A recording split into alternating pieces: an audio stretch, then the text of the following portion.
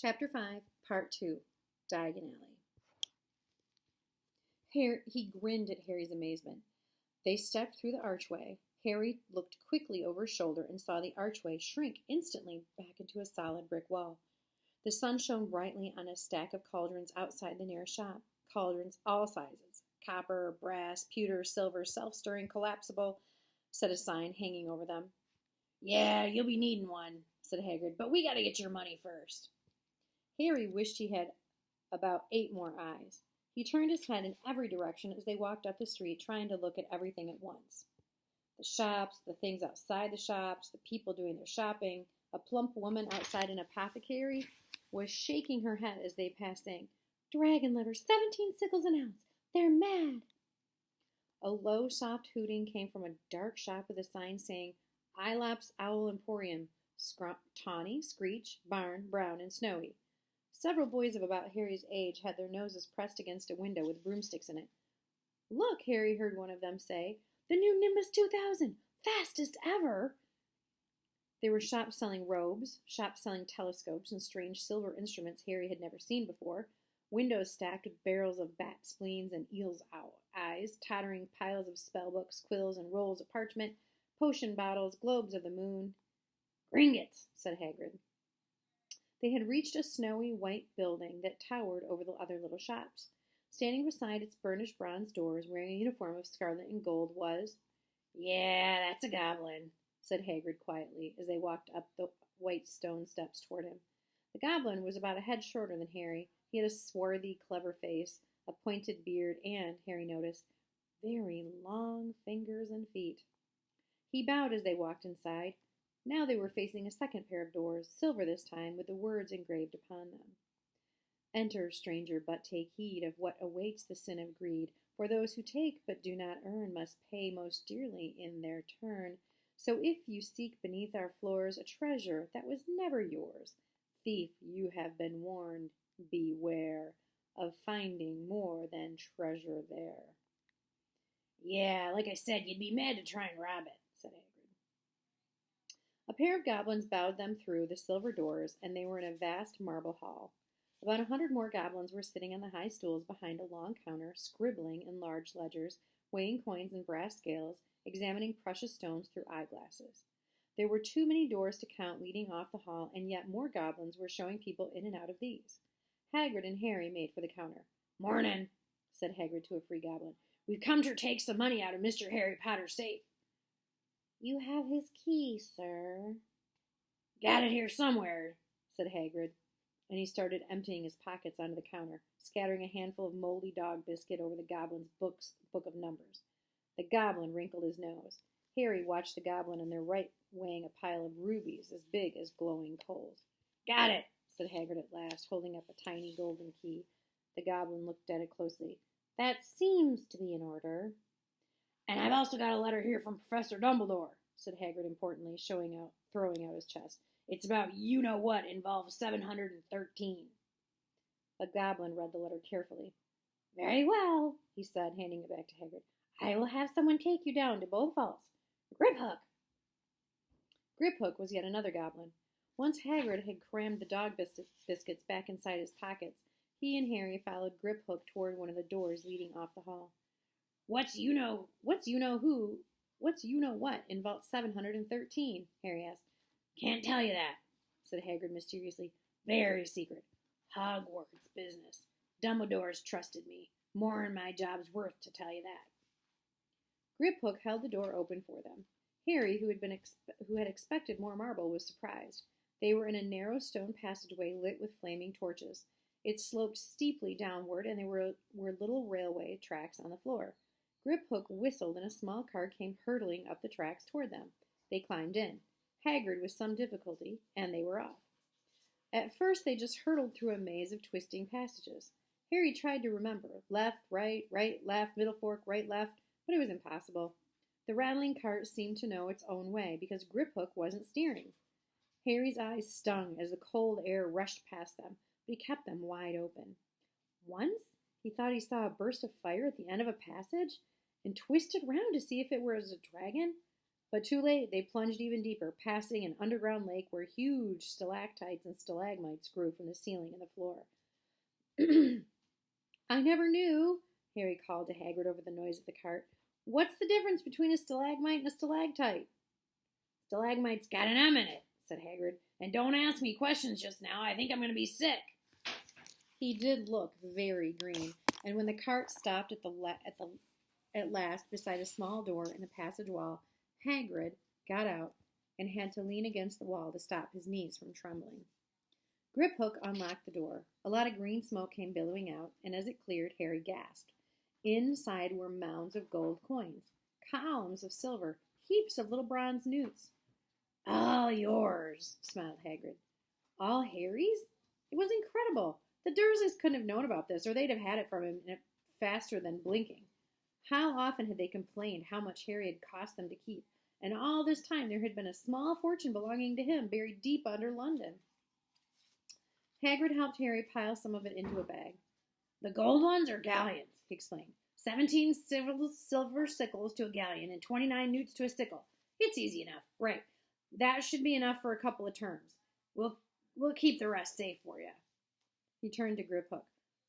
Well, 713 now, please, and can we go more slowly? One speed only, said Griphook. They were going even deeper now and gathering speed. The air became colder and colder as they hurtled around tight corners. They went rattling over an underground ravine, and Harry leaned over the side to try to see what was down at the bottom. But Hagrid groaned and pulled him back by the scruff of his neck. Vault 713 had no keyhole. Stand back, said Griphook importantly. He stroked the door gently with one of his long fingers, and it simply melted away. If anyone but a Gringotts goblin tried that, they'd be sucked through the door and trapped in there, said Griphook. How often do you check to see if anyone's inside? Harry asked. About once every 10 years, said Griphook with a rather nasty grin. Something really extraordinary had to be inside this top-security vault, Harry was sure, and he leaned forward eagerly, expecting to see fabulous jewels at the very least. But at first he thought it was empty. Then he noticed a grubby little package wrapped up in brown paper lying on the floor. Hagrid picked it up and tucked it deep inside his coat. Harry longed to know what it was, but he knew better than to ask. Come on, better get in this infernal car. Don't talk to me on the way back. It's best if I keep my mouth shut, said Hagrid. One wild cart ride later, they stood blinking in the sunlight outside Gringotts. Harry didn't know where to run first now that he had a bag full of money. He didn't have to know how many galleons there were to a pound to know that he was holding more money than he'd had in his whole life, more money than even Dudley had ever had. Might as well get your uniform, said Hagrid, nodding toward Madame Malkin's robes for all occasions. Listen, Harry, would you mind if I slipped off for a pick-me-up in the leaky cauldron? I hate them Gringotts carts. He did look a little bit sick, so Harry entered Madame Malkin's shop alone, feeling nervous. Madame Malkin was a squat, smiling witch dressed all in mauve. Hogwarts, dear, she said when Harry started to speak. Got the lot here. Another young man being fitted up just now, in fact. In the back of the shop, a boy with a pale, pointed face was standing on a footstool, while a second witch pinned up his long black robes. Madame Malkin stood Harry on the stool next to him, slipped a long robe over his head, and began to pin it to the right length. Hello, said the boy. Hogwarts, too? Yes, said Harry. My father's next door buying my books, and my mother's up the street looking at wands, said the boy. He had a bored, drawling voice. Then I'm going to go drag them off to look at racing brooms. I don't see why first years can't have their own. I think I'll bully Father into getting me one, and then I'll smuggle it in somehow. Harry was strongly reminded of Dudley. Have you got your own broom? The boy went on. No, said Harry. Play Quidditch at all? No, Harry said again, wondering what on earth Quidditch could be. I do. Father says it's a crime if I'm not picked to play for my house, and I must say I agree. Know what house you'll be in yet? No, said Harry, feeling more stupid by the minute. Well, no one really knows until they get there, do they? But I know I'll be in Slytherin. All of our family have been. Imagine being in Hufflepuff. I think I'd leave, wouldn't you? Said Harry, wishing he could say something a bit more interesting. I say, look at that man, said the boy suddenly, nodding toward the front window. Hagrid was standing there, grinning at Harry and pointing at two large ice creams to show he couldn't come in. "That's Hagrid," said Harry, pleased to know something the boy didn't. "He works at Hogwarts." "Oh," said the boy. "I've heard of him. He's some sort of a servant, isn't he?" "He's the gamekeeper," said Harry. He was liking the boy less and less every second. "Exactly. I heard he's sort of savage. Lives in a hut on the school grounds, and every now and then he gets drunk and tries to do magic and ends up setting fire to his bed." "I think he's brilliant," said Harry coldly. "Do you?" said the boy with a slight sneer. "Why is he here with you? Where are your parents?" "They're dead," said Harry shortly. He didn't feel like much going into the matter with this boy. "Oh, sorry," said the boy, not sounding sorry at all. "But they were our kind, weren't they?" "They were a witch and a wizard, if that's what you mean." "I really don't think they should let the other sort in, do you? They're just not the same. They've never been brought up to know our ways. Some of them have never even heard of Hogwarts until they get the letter. Imagine. I think they should keep it in the old wizarding families. What's your surname, anyway?" Before Harry could answer, Madame Malkin said, "That's you done, my dear." And Harry, not sorry for an excuse to stop talking to the boy, hopped down from the footstool. "Well, I'll see you at Hogwarts, I suppose," said the drawling boy. Harry was rather quiet as he ate the ice cream Hagrid had brought him, chocolate and raspberry with chopped nuts. "What's up?" said Hagrid. "Nothing," Harry lied. They stopped to buy parchment and quills. Harry cheered up a bit when they found a bottle of ink that changed color as you wrote. When they had left the shop, he said, "Hagrid, what's Quidditch?" "Blimey, Harry, I keep forgetting how little you know. You're not knowing about Quidditch." "Don't make me feel worse," said Harry. He told Hagrid about the pale boy and Madame Malkin's. "And he said people from Muggle families shouldn't even be allowed in." "You're not from a Muggle family, and if he'd known who you were, he's grown up knowing your name if his parents are wizarding folk. You saw what everybody from in the Leaky Cauldron was like when they saw you. Anyway, what does he know about it? Some of the best I ever saw. We're the only ones with magic in them in a long line of Muggles. Look at your mom. Look what she had for a sister." "So what is Quidditch?"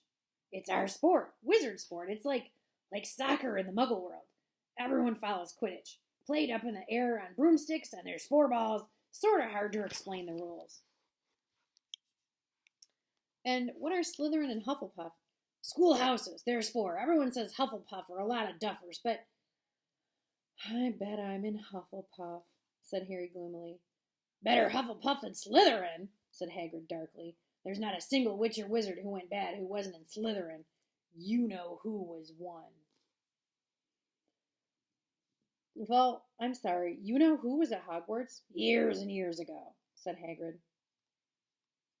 They bought Harry's school books in a shop called Flourish and Blots, where the shelves were stacked to the ceiling with books as large as paving stones bound in leather.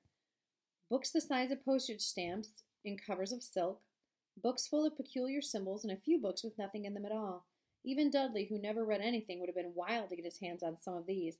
Hagrid almost had to drag Harry away from curses and counter-curses, bewitch your friends and befuddle your enemies with the latest revenges, hair loss, jelly legs, tongue-tying, and much, much more, by Professor Vindicus Viridian. "I was trying to find out how to curse Dudley." "I'm not saying that's not a good idea, but you're not to use magic in the Muggle world except in very special circumstances," said Hagrid. "And anyway, you couldn't work any of them curses yet. You'll need a lot more study before you get to that level." Hagrid wouldn't let Harry buy a solid gold cauldron either. "It says pewter on your list." But they got a nice set of scales for weighing potions ingredients and a collapsible brass telescope. Then they visited the apothecary, which was fascinating enough to make up for its horrible smell, a mixture of bad eggs and rotted cabbages. Barrels of slimy stuff stood on the floor. Jars of herbs, dried roots, and bright powders lined the walls.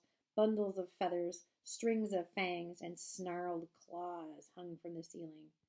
While Hagrid asked the man behind the counter for a supply of some basic potion ingredients for Harry, Harry himself examined silver unicorn horns at 21 galleons each, and minuscule, glittery black beetle eyes, 5 newts a scoop.